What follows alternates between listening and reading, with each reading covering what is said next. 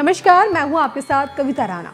जनता का अटल विश्वास है पीएम मोदी, भारत का स्वाभिमान है पीएम मोदी, भारत विरोधी ताकतों का काल है पीएम मोदी, नामुमकिन को मुमकिन कर दिखाने की सबसे बड़ी ताकत भी है पीएम मोदी।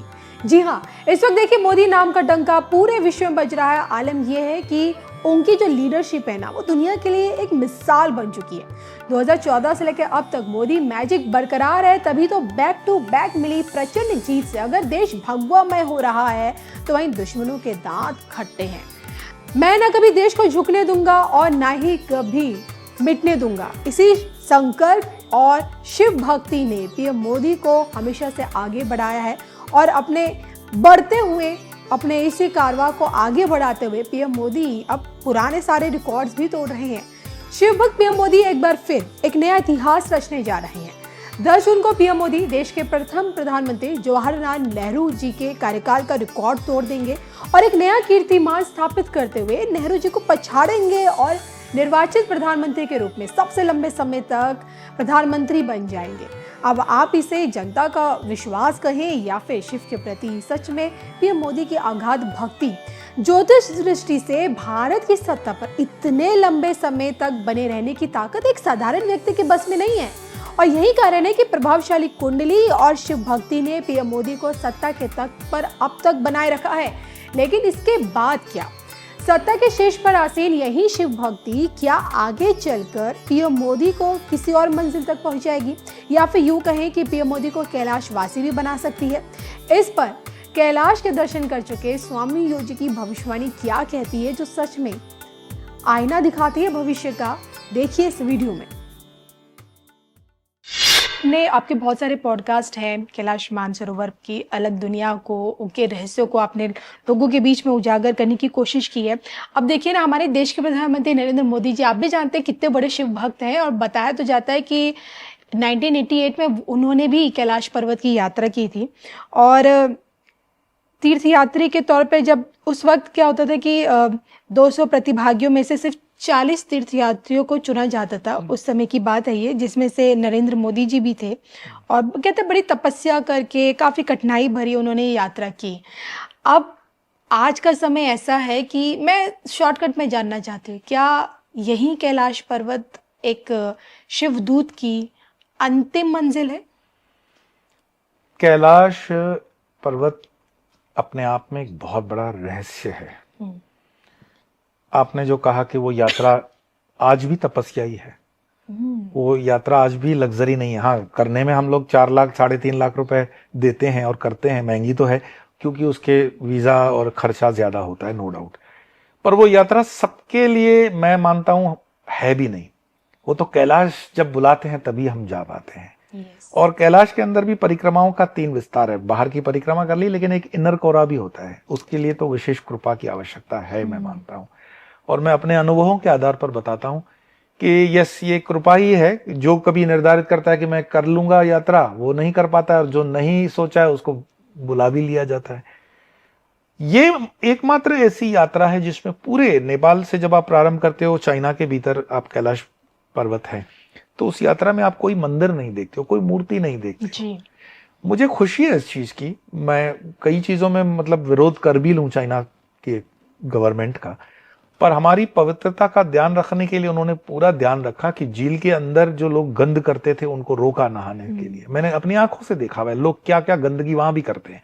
हमने अपने भारत देश में कितने नदियों को साफ रखा है, तीर्थों को साफ रखा है, आप देख रहे हो। तो वहां पर भी ये गंदगियां शुरू हो गई थी। बाद में चाइना सरकार ने उसमें डायरेक्ट नहाने पर प्रतिबंध लगाया, बकेट से आओ और वो कर लो, डुबकी वगैरह प्रतिबंध है।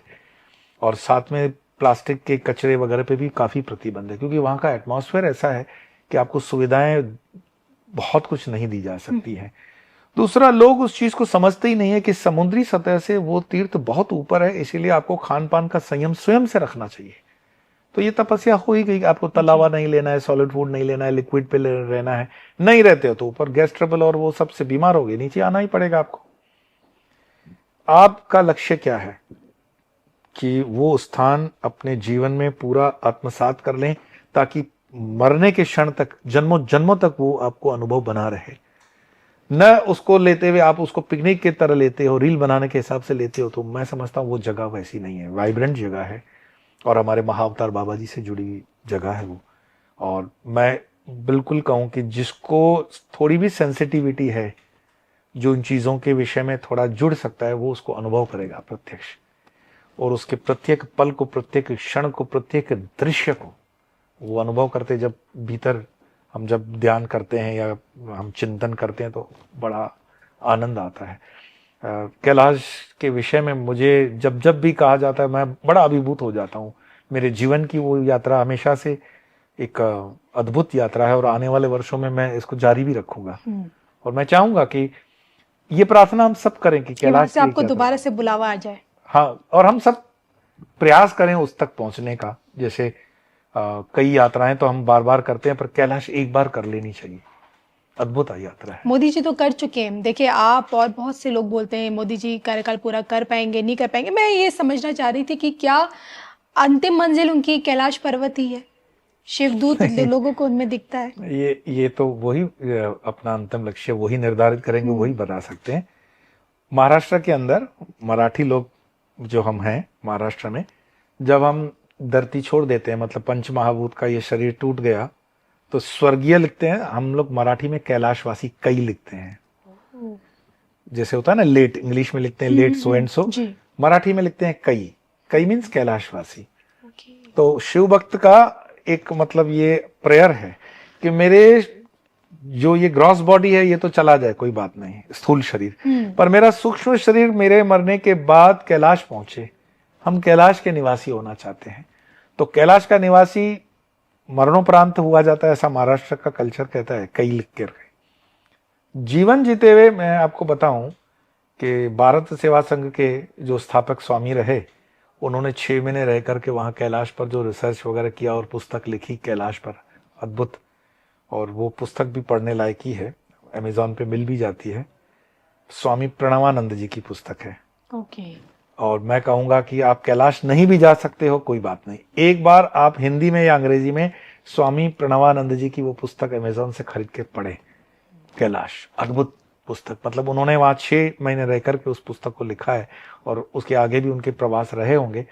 तो जो भी संत महात्मा अपने जीवन को, उन दोनों तो क्या रहना करना थोड़ा बहुत अलाउ था, आजकल तो चाइना गवर्नमेंट काफी स्ट्रिक्ट है, विशेष परमिशंस लगती हैं, तो वो संभव नहीं है। परंतु कैलाश के विषय में सिर्फ विज्ञान कहता है ऐसी बात नहीं है।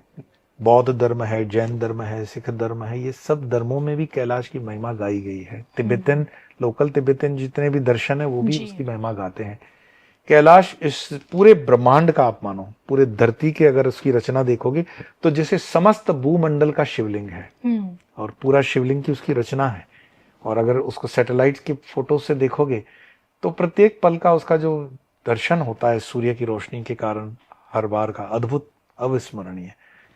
कैलाश सिर्फ शब्दों से नहीं बयान किया जा सकता। कैलाश एक वो भावना है जिसको भीतर महसूस किया जाता है, तो शब्द उसको बांध नहीं सकते। मैं नहीं कहूंगा मेरे जीवन का लक्ष्य है कि मैं कैलाश पे जाकर रहूं, नहीं रह सकते हो आप हमेशा। कैलाश बड़ा एक ऐसा जगह है जहां पर पूरा आप नहीं रह सकते हो। विलक्षण मूर्तियां या विलक्षण वो आत्माएं होंगी जिन पर विशेष कृपा हो परमात्मा की, तो अलग बात है। वहां नहीं रहते हैं वो नहीं कहता हूं, लेकिन रहना वहां संभव बहुत कम है। लेकिन हाँ, बहुत ही, मैंने कहा ना, मिस्टिक प्लेस है, बहुत ही अद्भुत जीवन का अनुभव करने वाली एक स्थान, धार्मिक स्थान करना चाहिए। बिल्कुल, बट वही है ना, देखिए कैलाश जाने के लिए भी आपको दूसरे देश की परमिशन लेनी पड़ती है। मैं कहूँगा मतलब ठीक है ये? हाँ, मेरे हिसाब से ठीक है। हम भारतीयों को, हिंदुओं को विशेषकर अपने तीर्थों का कितना मान है। कैलाश होते तो देखते वहां लंगर लग गए होते, वहां भंडारे चल रहे होते, वहां पे ये ठुमके वाली कथाएं चालू हो गई होती। अच्छा है थोड़े दिन चाइना में रहे, एक दिन यह इस देश की सरकार बनेगी सनातन की, जो इस तीर्थ का मान संभाल के रख सकती है, जो कैलाश का स्वाभिमान जो है ना उसको संभाल के रखने में सक्षम होगी। वर्तमान में मुझे लगता है हम उतने तैयार नहीं है कैलाश को संभालने के लिए। तो कैलाश की मर्जी से ही कैलाश वहां बैठे होंगे, ऐसे थोड़ी चाइना की मर्जी से। कैलाश पर्वत की, हाँ, मैं कह रहा हूं ना कि कैलाश की मर्जी जिस दिन होगी वो तो बिना एक क्षण गवाए वो इधर आ जाएंगे। हम अभी तैयार ही नहीं है ना, तो कैलाश भी कहते हैं कि रुक जाओ, लायक हो जाओगे तो मैं आ जाऊंगा। पिता तब आपके पास आते हैं जब उनके आने की साजो सामान, उनके स्वागत की तैयारियां ठीक हो। यानी वापसी है, लेकिन हम लोग तैयार नहीं, हम लोग तैयार, हिंदू तैयार नहीं। हिंदू तैयार हो जाए तो कैलाश की वापसी सुनिश्चित है।